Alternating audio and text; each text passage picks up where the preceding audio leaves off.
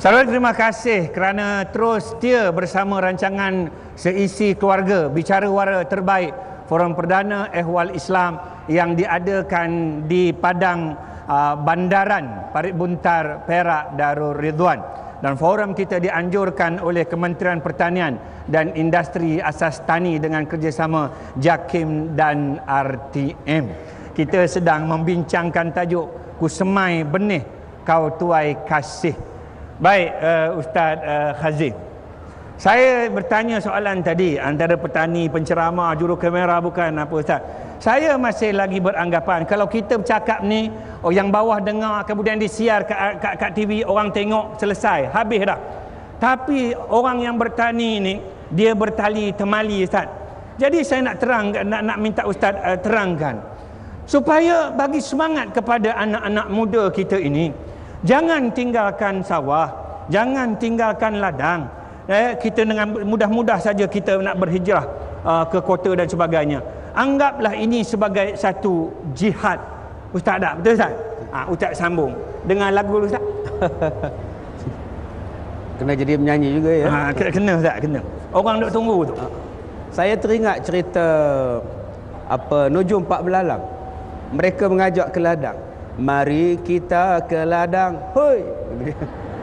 Kita menanam kacang, hati girang, jiwa tenang. Tu tahun 56. Cerita dulu-dulu. Lagu-lagu tentang pertanian ni dah tak ada dah tuan-tuan sekarang. Sebab tu orang tak apa nak minat pada pertanian. Sesuatu benda yang kalau kita buat dengan minat, insya-Allah lama-lama dah. Dulu ada lagu tentang pertanian ni. Lagu Bumi Putra. Jari-jariku sakit semua kerana bekerja hari-hari, membuat bakul dan raga buluh. Ibuku juga bersungguh-sungguh. Kau hujam lah doktor.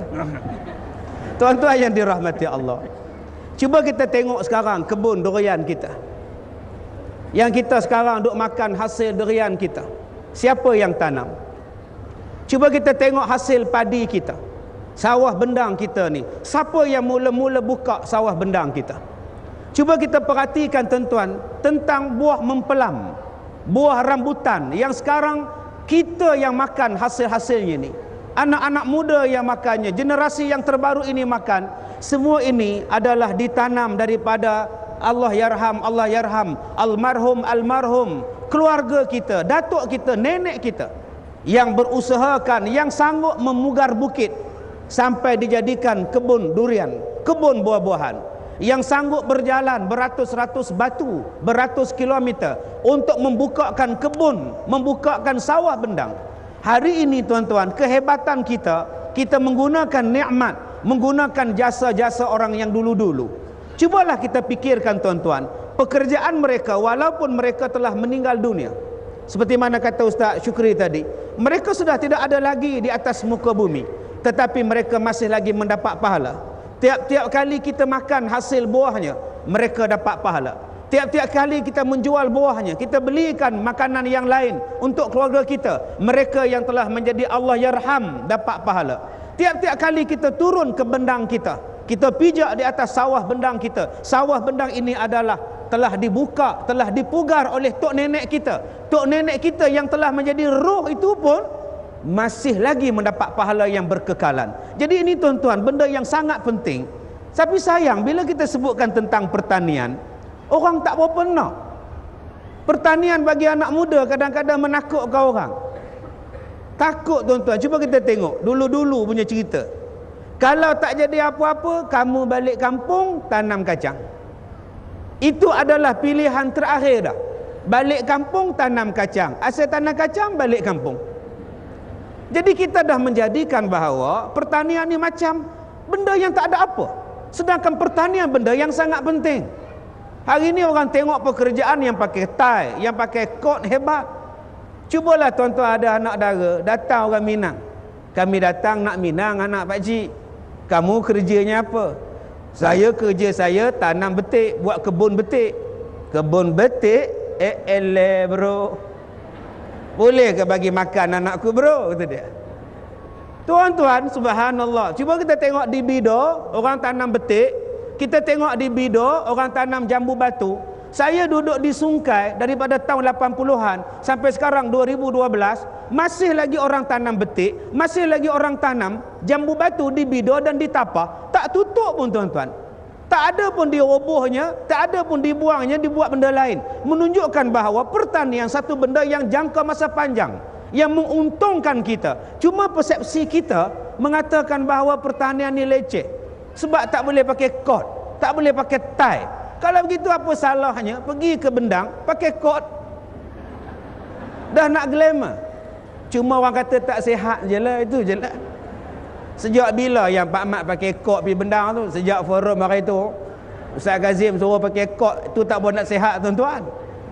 Kita bukan lihat kepada glamour, tak glamour macam Ustaz Syukri sebutkan tadi.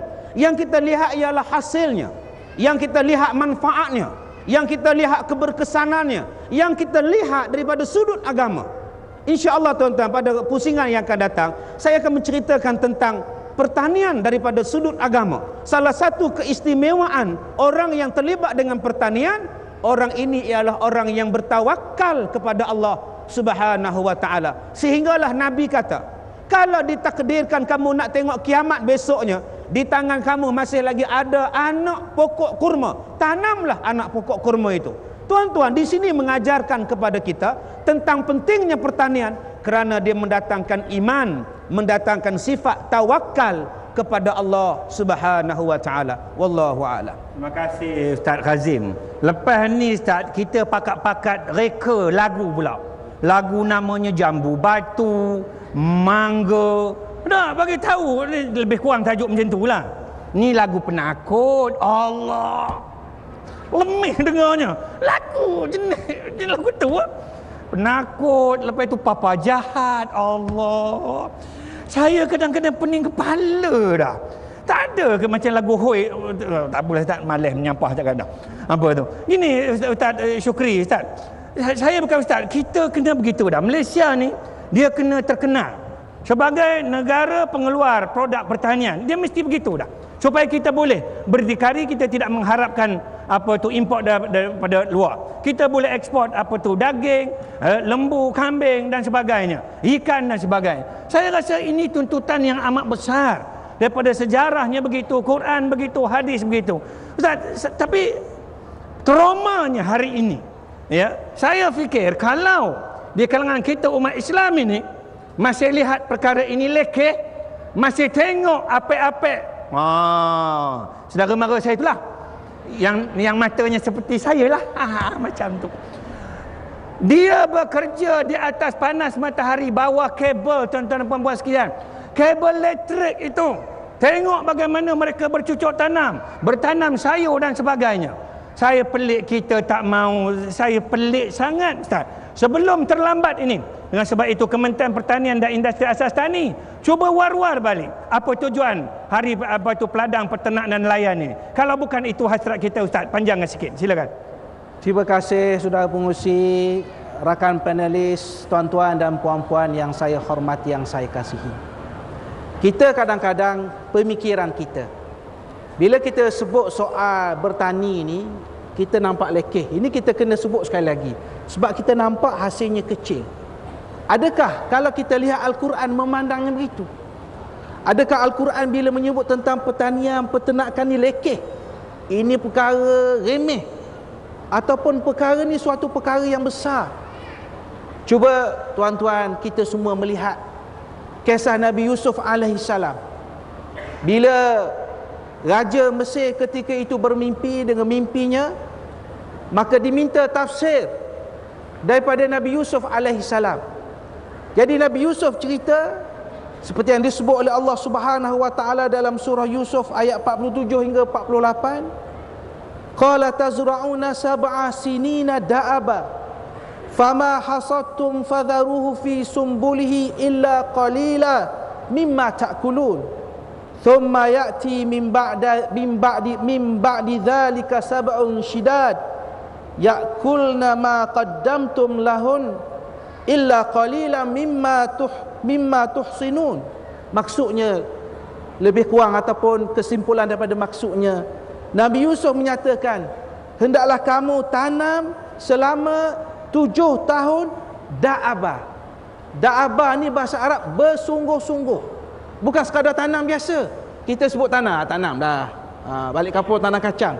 Tapi yang disebut sekarang ialah da'abah. Kalau nak tanam, kata Nabi Yusuf, tanam sungguh-sungguh. Kemudiannya apabila kamu menuainya, maka hendaklah kamu simpan dan biarkan dalam keadaan tangkalnya. Maknanya gandum tu biar ada tangkalnya, jangan ceraikan. Baik, saya akan terangkan nanti. Kemudian selepas itu kamu akan menghadapi 7 tahun yang sangat susah. 7 tahun yang sangat membimbangkan, panas terik, berlakunya kemarau. Kemudian hendaklah kamu memakan sebahagian daripada apa yang kamu simpan itu. Baik, ayat Quran ni kalau kita tengok macam biasa kalau kita tidak mengamati betul-betul. Tapi kalau kita mengamati betul-betul akan ada semangat kita, Tuan Pengurusi. Semangat yang disebutkan oleh Tuan Pengurusi tadi, apa dia? Yang pertamanya, ayat ni menerangkan bahawa pertanian ini dia ada hubung kait di antara soal yang kita sebut sebagai keselamatan dan kemajuan negara. Bukan main-main, ini soal keselamatan, ini soal kebuluran, ini soal kalau disekat bahan pertanian kepada kita. Itu yang pertama. Yang keduanya, dalam ayat ini diterangkan sedikit gambaran macam mana teknik yang disebut sebagai teknik pertanian. Kalau nak tahan gandum tu mestilah disimpan dengan tangkalnya. Yang ni orang kemudian kaji, ya Allah, dia kata begitulah hebat Quran.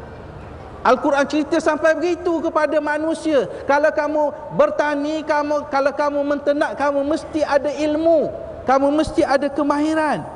Dan begitu juga dalam ayat tadi menggambarkan kepada kita bahawa mesti ada perancangan. Kalau kita menternak, kalau kita buat apa-apa pun mesti ada yang kita sebut sebagai persiapan rapi, mesti ada ilmu.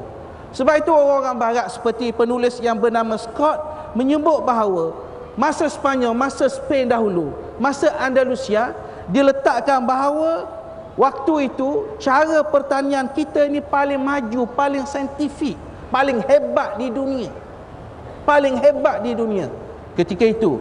Ada orang menyebut begini, tuan-tuan, itu sejarah. Ya, sejarah, tapi itulah nak menggambarkan bahawa sebenarnya umat Islam daripada dahulu lagi mengambil berat soal-soal pertanian. Nanti insya-Allah saya akan sebutkan ada seorang tokoh yang mungkin tidak terkenal, dah menulis 1000 tahun dahulu berkenaan dengan pertanian dan berkenaan dengan peternakan. Jadi kalau sebut pertanian ni, ulama dahulu kalau mereka menulis buku, mereka akan campur, mereka akan sekalikan di antara peternakan dengan pertanian. Bukan benda baru sebenarnya, benda lama, nak menggambarkan kepada kita keperluan kepada kita untuk mempunyai semangat, untuk kita bertindak, untuk kita melakukan perubahan yang positif di dalam kehidupan kita. Dan saya pasti itu akan ada wujud kepada kita kalau kita punya kesedaran. Kalau ada ilmu, kalau tak ada ilmu, Tuan Pengurusi tak ke mana juga. Kalau ada kesedaran, kalau ada ilmu, insya-Allah kita boleh bertindak dengan yang lebih baik lagi, insya-Allah. Terima kasih Ustaz Ahmad Syukri. Muslimin muslimat yang dirahmati Allah sekalian. Kita nak apa lagi kat Malaysia ni? Tanam aja apa benda pun, semua hidup. Kurma daripada Arab tanam sini hidup. Apple pun hidup. Kopi, getah, kelapa sawit datang pada mana tu? Tanaman Malaysia ke? Bukan. Daripada Afrika sana. Cucuk di bumi kita ini hidup subur. Nak apa lagi? Nak cerita ni sampai malam tak habis. Kita berehat dulu. Jangan ke mana-mana. Jangan kali siaran TV. Tengok Forum Perdana. Kita kembali selepas ini.